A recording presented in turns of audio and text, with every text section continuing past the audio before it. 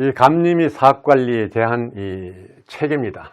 다소 이제 조금 복잡하게 볼 수가 있는데, 공공공사냐, 민간공사냐, 또는 설비공사 또는 부대공사냐에 따라서 달라집니다. 공공공사는 이 형태가 하는 방법이 감독권한 대행이 있습니다.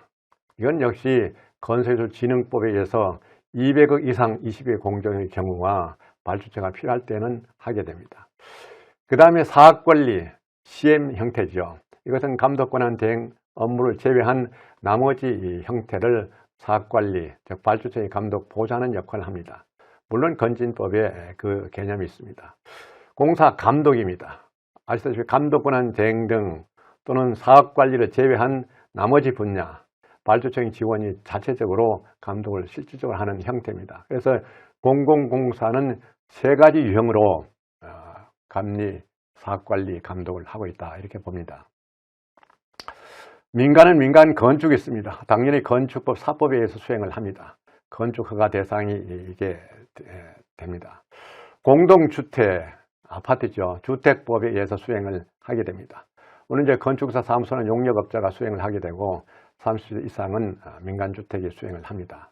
그래서 민간주택의 경우는 감리란 이름으로 수행을 하게 됩니다. 다음 설비공사의 경우입니다. 전기공사가 있고요. 전력기술관리법, 그다음에 소방공사가 있습니다. 소방시설공사법, 그 다음에 통신공사가 있습니다. 정부통신공사법에서 수행을 하는데 이것을 흔히들 부대공사라고 봅니다. 그래서 이 감리 및 사업관리 체계가 세 가지 유형으로 크게 구분이 되어 있음을 알 수가 있습니다. 자, 조금 다소 이제 상세하게 말씀을 드리고자 합니다. 공공공사는 건진법이죠. 일반 건축은 건축법, 아파트의 경우는 주택법에서 수행을 하게 됩니다. 그 대상은 공공공사는 200억 이상 20의 공정, 발주청이 필요할 때 등등 이 건진법에 상세하게 규정을 하고 있습니다. 건축법에는 건축물의 공사 감리, 허가 대상 건축물, 리모델링 다중 건축물, 이것이 이제 이 대상이 됩니다. 주택은 30세대 이상, 30호 이상의 민간주택이 해당이 됩니다. 감리자 지정은 발주청이 합니다. 공공공사는.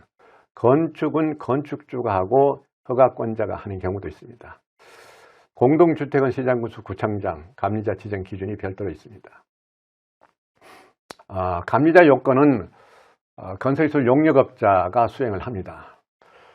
일반 건축물은 건축사보가 하고 또 특수한 경우는 용역업자가 수행을 합니다. 주택도 용역업자가 수행하고 건축사가 하는 경우도 있고, 주요 업무는 다소 이제 비슷한 성격을 띠고 있습니다만은 공공공사는 단계별로 수행을 하도록 되어 있고, 그 다음에 계약, 설계, 사업비, 공정, 품질, 안전, 그 다음에 검토 업무 및 확인 업무 등등 일련의 업무가 주요한 업무가 되겠습니다. 일반 건축은 설계 도서에 적합한지, 그 다음에 시공 자재가 적합한 자재인지 여부를 확인하는 업무가 이제 추가되어 있고, 나머지 상세한 것은 국토부령으로 정하는 사항입니다. 공동주택 마찬가지입니다. 설계 도서대로 적합하게 시공되는지, 자재가 적합한지 등등 품질 확인 등등 국토부령에서 정하는 상세한 규정을 별도로 규정하고 있습니다. 자, 사업관리를 수행하는 형태입니다. 이렇게 아신 바와 같이 발주자가 주력이 되고, 그 다음에 설계자가 사업관리자, CM 이 수행이 되는데, 보신 바와 같이 발주자 역할을 CM업체가 대신합니다. 그러니까 CM은 감리를 포함한 사업관리라고 되겠고, 이 사업관리업자, 감리가 이 역할을 대행을 해줍니다. 거기에 대한 대가가 이제 CM 부피다, 이렇게 되어 있고, 이거는 감리와 사업관리가 혼용된 형태라고 볼 수가 있습니다. 이 개념에 대한 정의는 말씀을 드린 바가 있습니다. 자, 그 다음에 이제 시공 책임형 건설 사업관리가 되겠습니다. 말씀드린 것 같이 이는 종합건설업자만 수행을 하게 돼 있습니다. 시공 이전 단계에서는 사업관리를 하고, 이런 말씀을 드렸죠. 이게 이제 프레 컨스트럭션 서비스 이렇게 되고, 시공 단계에서는 발주자가 별도의 계약을 통하여 종합적인 계획관리 조정을 하면서 이렇게 쓰고 있습니다.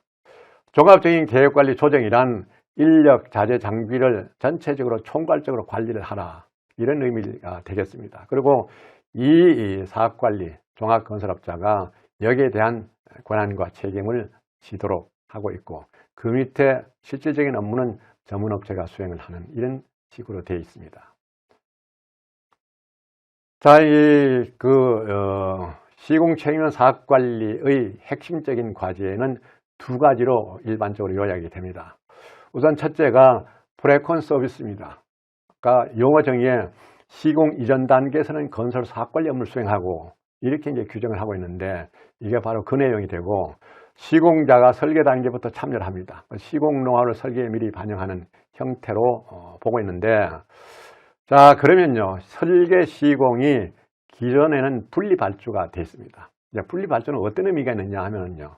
보신 바와 같이 설계업자가 설계를 하고 이 설계에 따라서 시공업자가 입찰에 참여하고 계약을 체결합니다.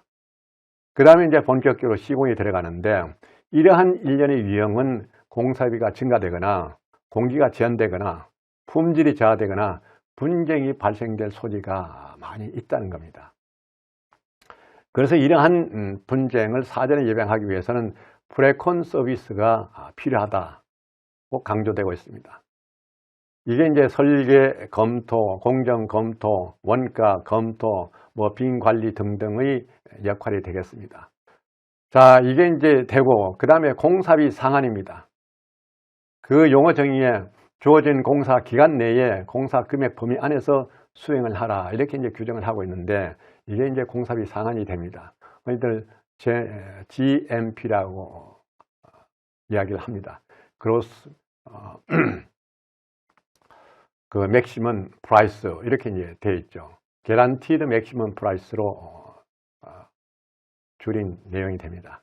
시공자가 발주자와 협의한 금액 범위 안에서 공사 금액 기간 내에서 이렇게 되어 있죠. 책임을 지고 공사를 수행한다 이렇게 되어 있습니다. 자, 이렇게 수행을 하면은 설계는 프레콘 서비스가 가미된 설계를 합니다.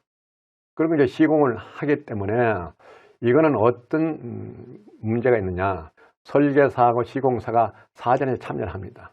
이렇게 하면은 설계의 완성도가 향상이 되고 이런 걸 통해서 설계 변경이 최소화되거나 공사비가 사전에 확정되거나 분쟁을 최소한 줄일 수 있다. 이런 이점이 있다는 것이죠. 이 두 가지가 시공 책임은 사업관리의 핵심 과제로 볼 수가 있겠습니다.